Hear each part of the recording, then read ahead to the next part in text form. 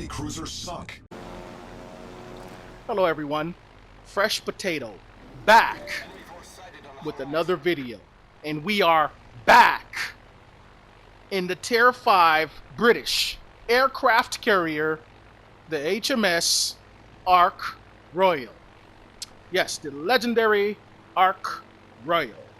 And in this battle here, well, this battle comes down to situational awareness, like every other battle or close ending or close battle comes down to. It comes down to situational awareness on either side. You know, it could your team either benefits from the good situational awareness, or the enemy will benefit from good situational awareness when as far as being in a close game at the end. And here we're gonna go ahead. We're gonna line up the Nuremberg, and there goes the destroyer.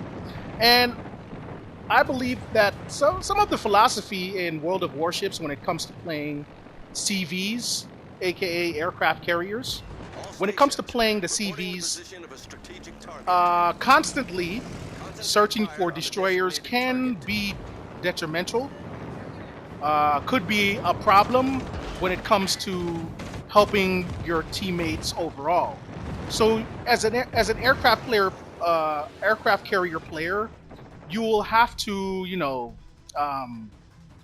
kind of balance that out. You don't want to be stuck searching for a destroyer non-stop in the battle, because that it does take you away from helping out your teammates as far as stopping pushes.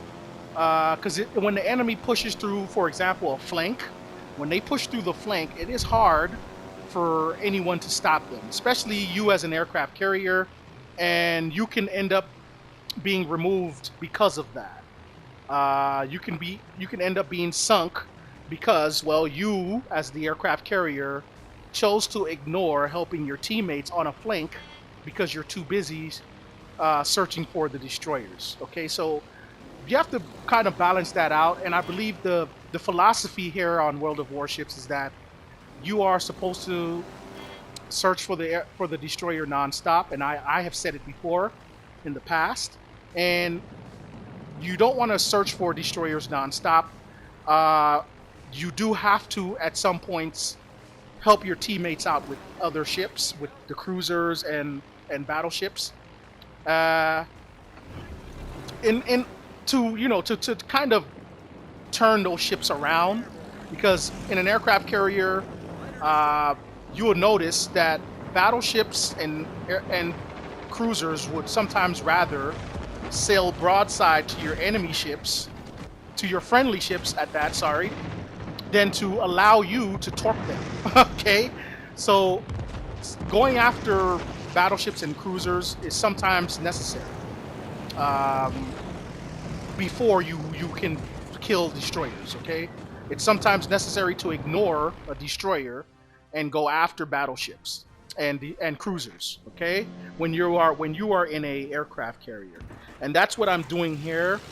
And again, I'm not ignoring destroyers. It is your job to spot and destroy destroyers, but also remember that you are needed in other areas of the game.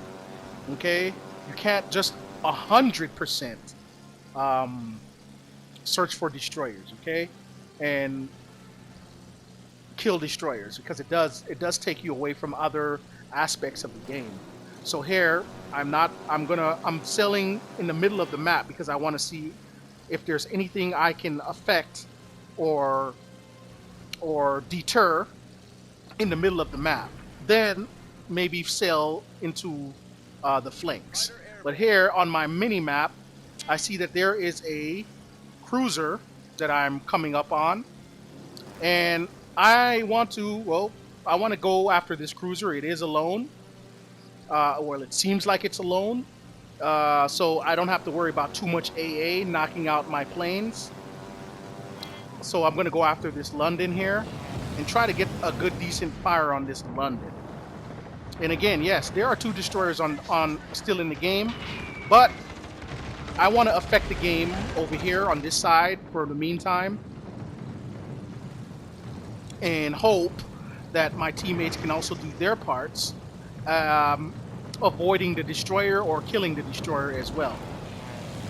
Because, you know, that's another thing we need to get out of our heads on the game. This idea that every time there's an aircraft carrier in the game, well, it is the aircraft carrier's sole job to protect you, the battleship, or the cruiser, or even the other destroyer. It is the aircraft carrier's job to protect you from every single destroyer.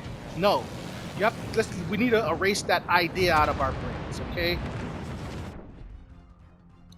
Aircraft carrier can only do one thing at a time. And yes, it does get frustrating, especially as a battleship player. It does get frustrating when you're getting torped. And at the same time, there is a aircraft carrier in the game. It gets frustrating because you want that aircraft carrier to go spot the destroyer for you. Well, so here, I see on my mini-map, there goes the destroyer. I see it in my mini-map. I'm flying straight towards it. I'm not going to ignore it because at the end of the day, it is my job to go after these things. That's what I'm going to do. Okay? So we're going to fly into the B-cap and possibly try to save that B-cap from that destroyer, get some defended ribbons. And here goes the destroyer here. And we're going to line up this drop. Get our aiming reticle nice and tight. Drop, give them some a good lead. And drop. Boom. We get that destroyer with 2 fires. And we're going to hope that our teammates can clean it up or it burns down. So we're going to turn around. And our teammates, there we go. Our friendly cruiser helps us out there. And that's what you love to see when you're playing a aircraft carrier.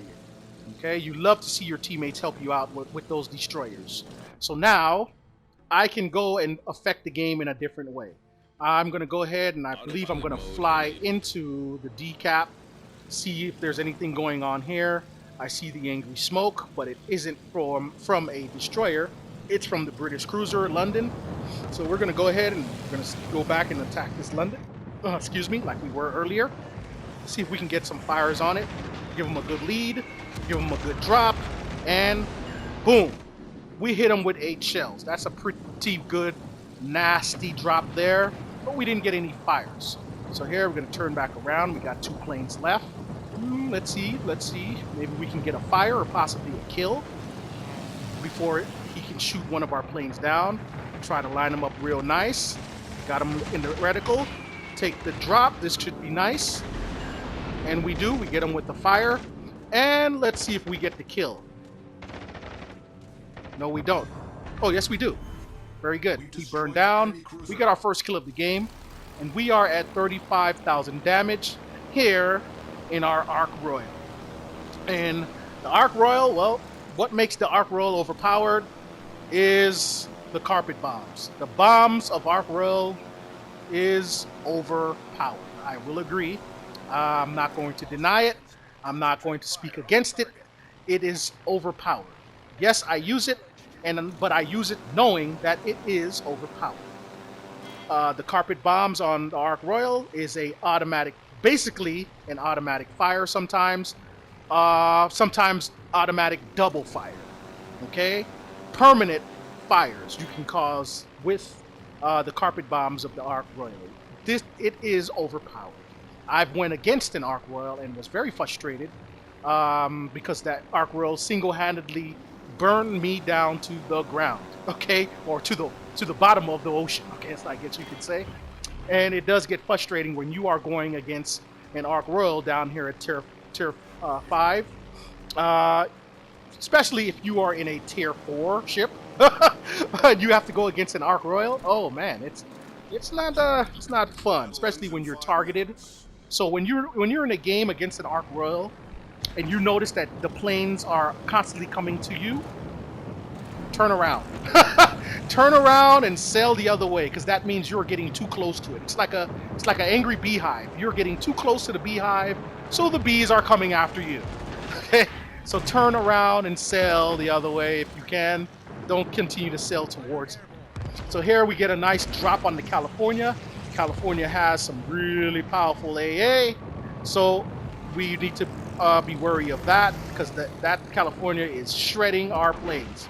Do I get another drop? I just go ahead and drop it because I know one more shot and I'm down, like so. So I take the drop there, and it looks like the enemy aircraft carrier is targeting us when he should be targeting the other ships. Because if you can see, we are losing this game. As I go ahead and I pre-drop because I know I need to save some of these bombers. So I go ahead pre-drop there. Any new players out there, any new CV players, aircraft carrier players, it is a good practice to pre-drop. That way you send two or three of your planes back to the aircraft carrier. That way you save more of them because you will notice yourself you'll be running out of them frequently. But here we missed the drop there on the California, and I didn't want to have to fly over that thing because of its AA, but it happened. So we're going to lose a good amount of planes here, and I'm glad I did that pre-drop to save those other three. So here we're going to take this drop on the Queen Elizabeth, see if we can get a nice juicy fire started, which we do. Double fire, like I said, it's almost guaranteed. So we have that Queen Elizabeth burning. Looking at my mini map here, trying to see what's going on because it is 2 against 4. Well, yeah, 2 against 4 because we got the kill there on the Queen Elizabeth.